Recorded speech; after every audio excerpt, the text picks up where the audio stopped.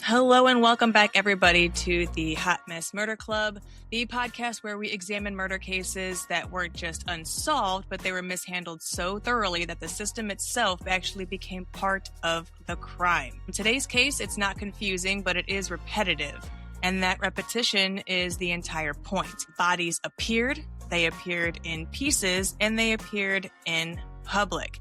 And instead of narrowing in, Cleveland responded by expanding the chaos. This here is the case of the Cleveland torso murderer, sometimes called the Mad Butcher of Kingsbury Run. And with me, because this case requires someone who can explain why constant activity is not the same thing as actual work, my dearest, most bestest friend in this whole world, Holly. Hi, Holly. Hey, Kat. I don't know if I should be insulted or flattered. I was kind of wondering how you were going to take that. I mean, I wasn't expecting that, to be honest, but I mean, I'll take it for what it is. It's coming from you. I'll take it as a compliment. Okay.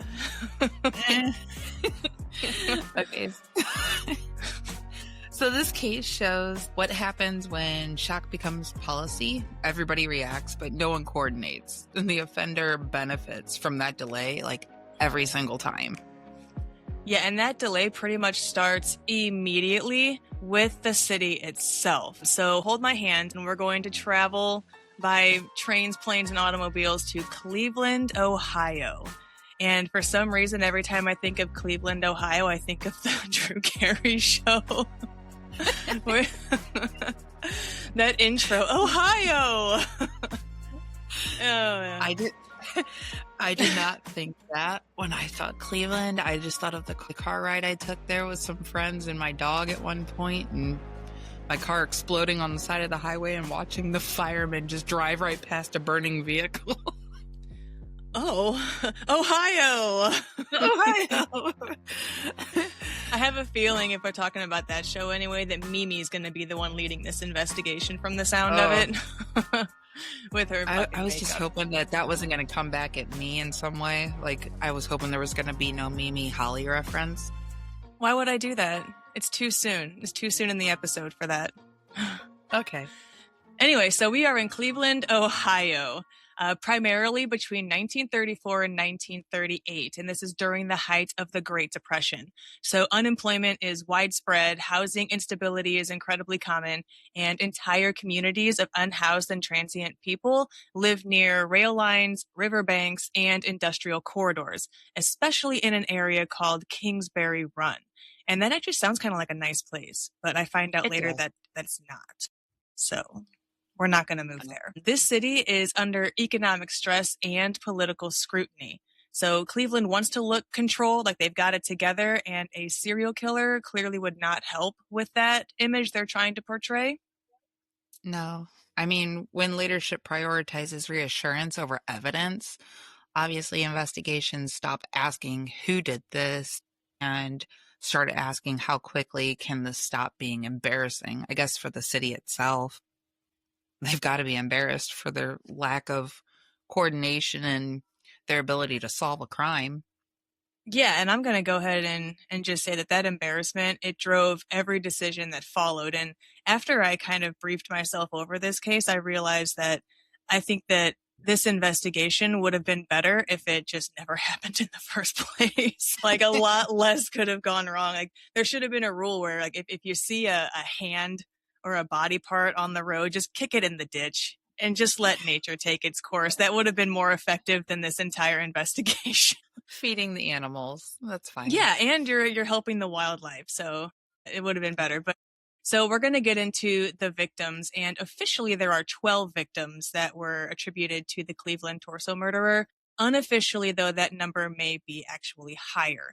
Most victims were never identified, which means we know them by labels instead of names. So we have John Doe 1, we have John Doe 2, who is known as the Tattooed Man, and Jane Doe, known as the Lady of the Lake. I bet I know where they found her. But I'm curious, how come John Doe 1 doesn't get like a cool description behind his name? Probably because if he was the first one, maybe they didn't expect there to be multiples. And so he was just a John Doe at that point. But then when they started seeing like multiple bodies started accruing or multiple torsos or whatever, like they needed more than just John Doe 1, John Doe 2, John Doe 3, John Doe 8. Well, they couldn't have gone back and given him one? Like the Rolex kid? Like I mean, he wasn't important enough to have a name, according to the investigators. So, I mean, I'm calling him the Rolex kid just because I think he deserves a name. Well, the victims largely they were adult men in between 20 and 40 years old. At least two of them were women, and all of them were poor, unhoused, transient, or sex workers. One victim, guess who, had a tattoo reading Helen on his arm. It was never publicized, or sorry, it was publicized, but it was never meaningfully followed up on. Helen would have been the first suspect on my list as an investigator. Like, who is Helen? Yeah, who is Helen and why is this guy dead? But at the same time, how many Helens are there in the 1930s? There's got to be like everybody. Every female is like a version of Helen. Or Susan, Joy. Ooh, yeah, Susan. Well, the unidentified victims don't just lose like sympathy, they erase investigative leverage. Without their names, the police lose their routines, the relationships, and the last known movements. That's not tragic oversight, that's operational failure, really, because if they don't know these people's names, they don't know anything about them, where do they even start an investigation? They failed because they didn't even try to figure out more about these people or connect the dots anywhere else in order to figure out who these people were, where they came from, and try and find links that could have potentially brought their killer to justice. And those links would have been incredibly important. They'd just been completely ignored the entire time because that's exactly what happened to them. So a little bit of like a victim breakdown from the victims that were named. We have John Doe 1, the Rolex kid. Now he was found decapitated. He had limbs removed cleanly at the joints, and that's important for later. His head was never recovered. It's just still Cleveland, get with it. So there's just a head somewhere in Kingsbury Run, Cleveland, Ohio. That's not the part you kick in the ditch. Ed, you should probably look for that. Yeah, you can use a hook for a hand. His cause of death was undetermined. His bodies did show signs of chemical exposure. John Doe 2, the tattooed man, Helen's man, he was found dismembered. The tattoo Helen was present on his arm. His cuts were also clean and deliberate. There were no defensive wounds noted, and his cause of death suspected strangulation, but that was unsurprisingly unconfirmed. Can I intervene for just a moment? So the tattooed man was considered the tattooed man because of a singular tattoo? Yeah, I guess so. Is that what I'm getting? Like, that's all it takes to get a cool name? Yeah, that could have possibly meant something, but they chose to ignore it anyway, so I don't even know why they gave him the cool name and not the Rolex kid. I mean, and the cause of death was suspected strangulation, but it was unconfirmed. I feel like anybody that's a medical examiner would be able to determine maybe that is undetermined, but there would be signs of a strangulation, whether it be some kind of a ring around the neck or a crushed trachea, something showing that there was some kind of damage to his airways. Yeah, it didn't say that his head was still missing, so I don't know how they could have not figured that out. Okay, and then we get to Jane Doe, the Lady of the Lake. She was also found decapitated, severe decomposition, likely submerged in this lake for weeks, and her cause of death was impossible to determine. And once again, her head never recovered. Yay! So now there's just two heads rolling around Cleveland that no one's been able to find since 1934. Cool. Good job. Yep.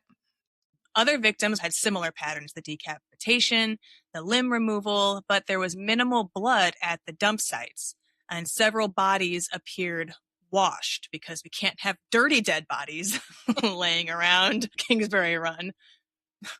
So they're suggesting that after the person had been delimbed, decapitated, whatever, they cleaned the blood, cleaned the bodies. So there was, and then decided I to guess put so. them in a riverbank and put them in the dirt and in the railway. Yeah, and this weird thing is that it says that some may have been stored briefly before dismemberment. So I don't know if Lady of the Lake started taking up too much room and she had to make room for the tattooed man or how that worked, but they say somehow ended up elsewhere. Well, they don't say the sizes of these people. Maybe he was confined to a shed, the person who had done this. I mean, it's Could hard to be. say. Like washing the remains, controlling decomposition, and removing heads, it just eliminates the cause of death, determination, and identification. That's not messy violence. That's honestly, it's pretty efficient. Like, good It for is. him. He knew what he was Yeah, I doing. mean, he did, didn't he? Like I'm actually more impressed with the killer's way that he handled things way more than the investigators. Uh, He actually did things. Investigators screwed this up, but the killer himself, he was a classy guy. He did it He, nicely. He did I don't know if he was classy, but he certainly knew how to get things done. it efficiently. Yeah. And the bodies were placed where they could be found. They weren't hidden. They were near rail yards, they were near bridges, they were near rivers, and there was no coordinated effort to recover the missing heads. So they didn't even care that these people didn't have the head. They're like, it's fine. We don't need that part. We No don't need wonder why that. there's still John Doe and Jane Doe, because they don't have a head to put a face to the body. I'm really starting to feel more bad for Rolex Kid. I mean, it just means the most important evidence was just quietly written off. It didn't matter. It's fine. Move Yeah, on. that's exactly what happened. And in each body, where it gets even worse, each body was treated as a standalone emergency. They were different precincts, different reports. There was no central case file. There was no unified timeline, and there was no comparative analysis. So, like, they didn't even try to see if these things were linked, if it was the same type of person, if it was the same type of murder. Everything was separate. I mean, serial investigations, they live or die on pattern recognition. And I've seen enough SVU to know. I know the last time I said snapped. This time I'm going SVU. I've watched enough SVU to know I like TV. Leave me alone. I didn't say anything. You're laughing at me. I Yeah. watch enough SVU to know, like, they watch the patterns of everybody, every serial killer, every rapist, everything to see how anybody is linked or if it can be linked to another crime or a singular person that might have been let go for a crime that he got away with. They live and die on pattern recognition, and Cleveland documented the details but refused to connect them, which allowed every single mistake to look isolated instead of systemic. Yeah. Yeah, you're absolutely right. And especially if they don't identify the bodies, then there's no way to even start to establish that pattern, which is desperately needed in a case like this. And they just absolutely were like, nah, fuck that. We're just going to let the heads go and just see what we can come up with from there. Let's go find some heads. We can make history. Listen, are we about to be headhunters? Ha, I see what you did there. I know. It took a Nice minute, but you pun. got it. Thank you. I got it. Anyways, despite the bodies being found near the rail lines, there is no record of systemic interviews with the rail workers, the yard crews, or the maintenance staff. So just like, nah, Interesting. not even gonna ask. Yeah. That's not oversight. That's avoiding the most convenient witness pool. Yeah, and the police they didn't even attempt to get like basic geographic mapping of the dump sites. And that analysis was done decades later, and clustering was immediately obvious. Immediately. Oh, man. Obviously. They didn't need modern profiling. They needed a map and curiosity. Somebody just needed to get them a treasure map and make it a game. Maybe they would have had more fun Like, and did their job properly. I think Blue's Clues could have solved this faster than these detectives could have solved it. I'm saying, like, if we went looking for these heads, I bet we can do it in less than a week. No, I'm not going. I have things to do. So in 1935, Elliot Ness becomes the director of public safety. He reorganizes departments, he increases patrols, he demands visibility, but what he doesn't do is redesign the investigation. So Ness improved optics, but not the outcomes. And the visibility increased, but the coordination didn't. So he didn't really do anything. Right. And under pressure, Ness focused on a suspect. Just a suspect, finally. So why don't you tell us about who that suspect is, my dear sweet Holly? The suspect is Dr. Francis Edward Sweeney. Hearing this, immediate thought goes to Sweeney Todd due to decapitation. I just think Sweeney Todd. But Dr. Francis Edward Sweeney, he was a physician. He was a World War I veteran. He had plenty of surgical training. He suffered with alcoholism and mental health struggles. He had allegedly sent taunting postcards to Ness. Handwriting analysis was inconclusive. Polygraphs were failed, which meant nothing legally. So suspicion hardened without the evidence. The private belief replaced the proof. And once that happened, alternative leads stopped mattering. So it didn't even matter. They were focused. They were honed in on Dr. Francis Edward Sweeney. Can we call him Dr. Frank? Let's call him Dr. Frank. Is Francis? Is that Frank? Yeah, I guess it is. Frankie. Let's call him Frankie. Dr. Frank. Okay.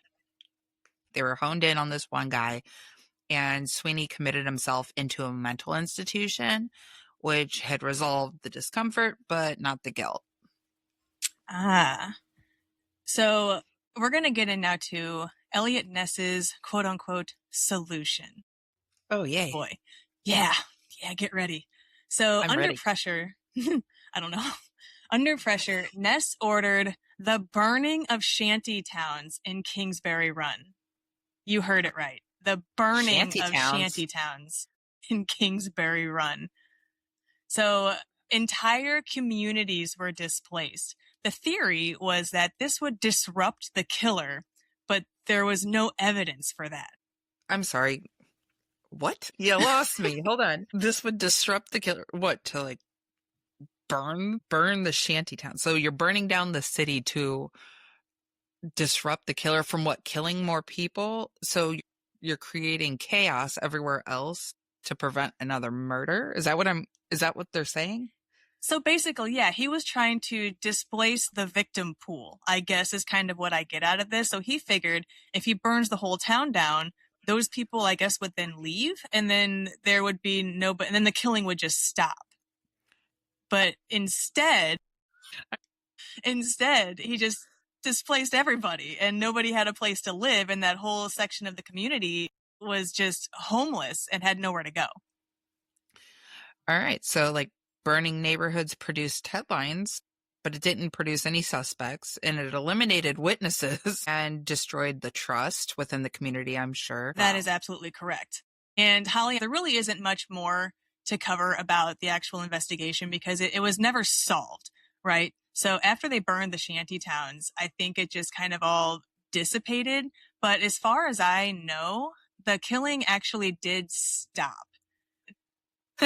I'm going to have to actually look that up real quick, and I may have to just add this in because there was more to it. So, hold on. What happened after the shanty town burning? Cleveland torso. Okay, which ended... Oh, it did. So it did stop it. Well, that's anticlimactic as fuck. Yeah, I mean, but his solution worked. Oh, the first two dismembered bodies were found together on Kingsbury Run on 23rd, 1935, of which was later identified by his fingerprints. Oh, look, we have a little follow-up here. I don't really care about all that. Florence Polio? That's a dumb name. All right. I'm not going to put that in my podcast. The similarities... I really wish you would.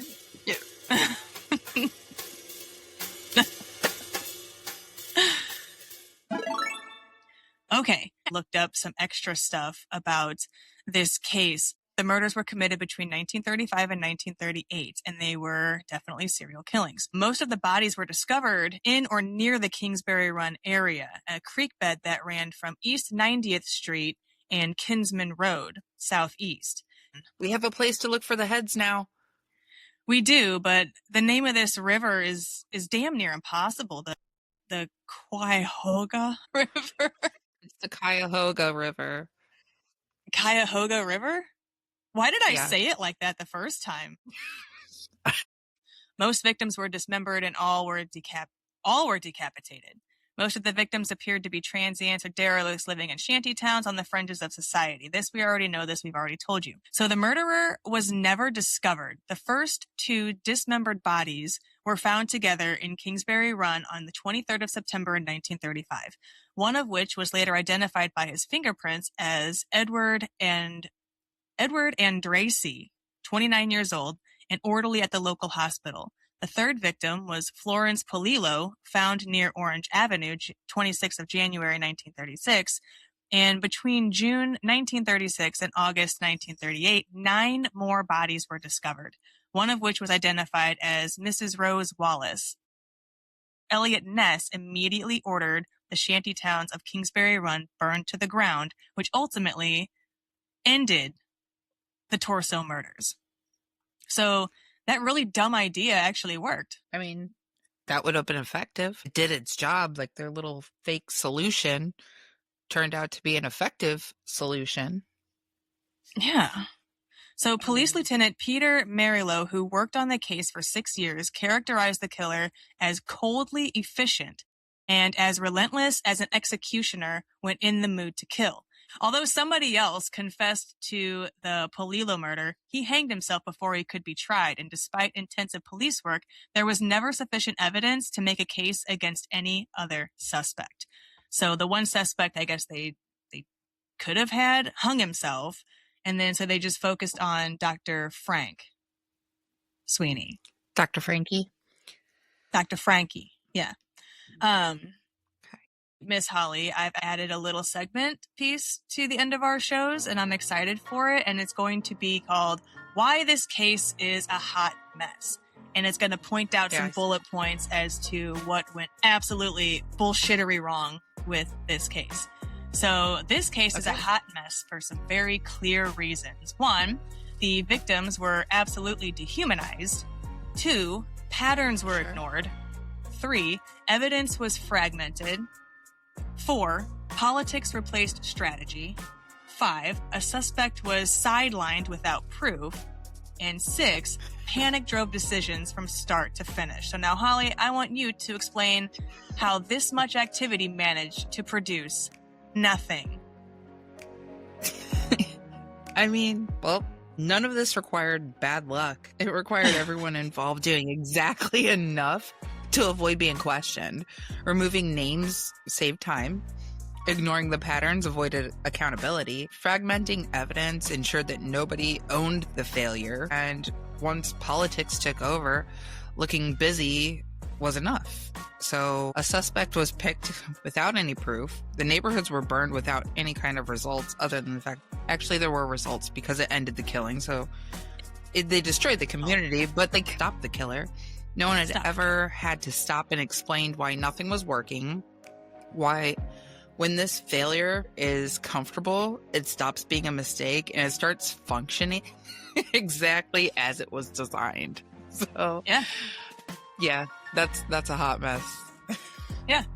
If you're wondering how a serial killer operated for years without being stopped, the answer isn't brilliance.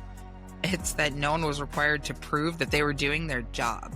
No one faced consequences when the investigation stalled. That's not mystery, that's permission. Like, they just allowed it to happen, and they were cool with it. Yeah, it's like they didn't care, so they called in Elliot Ness, and they were like, burn the city. And the city was like, Ohio! And just fucking did it. With Mimi leading the charge. I like that. Good job. Oh my God. Well, the Cleveland torso murders, they didn't stay unsolved because the answers were unknowable. They stayed unsolved because no one ever slowed down long enough to build an investigation that actually worked. But if you want more cases where the system confidently walks past the point, make sure you're subscribed, following, and sharing Hot Mess Murder Club on Spotify, YouTube, and Apple Podcasts. New episodes drop every Monday, and remember, if your investigation involves burning neighborhoods, hiring a celebrity cop, and still 0 arrests, it's probably not an investigation anymore. Goodbye. Say bye, Kiki.